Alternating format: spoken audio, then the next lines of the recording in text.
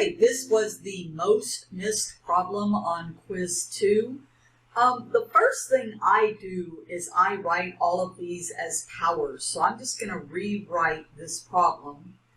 And as you know, anything with the square root is 1/2, because remember, this really means like t to the first power and the 2. So that's where the 1/2 comes from. And then also remember, when you have a variable in the denominator, you can bring it up and then the exponent becomes negative, because once again, remember, that is t to the first power. And now this is just simply a bunch of power rules. So the derivative of y with respect to t would be 3 times 2, which is 6. I subtract 1, so that would be 2. That's the easy one, right? 1/2 times 12, which would be 6. And then t 1/2 minus 1. So I'm going to write 1 as 2/2.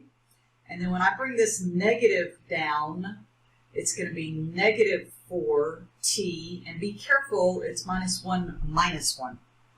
All right, so just to make this look a little bit better, 6t squared minus 6t.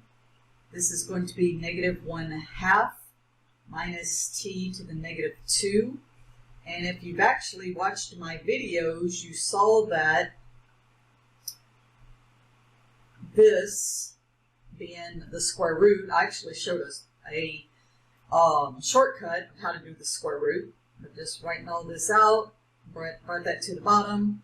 And then finally, 6t squared minus 6 square roots of t minus 1/t squared. However, this one right here is good enough as an answer. But again, I hope that you watched my shortcut. How do you find the derivative of the square root of anything? So let's just leave the 12 out front. The derivative of the square root of anything is 1/2 square roots of the anything, and 2 goes into 12 6 times. You see what I did there? Aha! So again, the big key, I know, students don't like fractions, the square roots and stuff, but just make all of these so they're powers, and then they just become the power rule.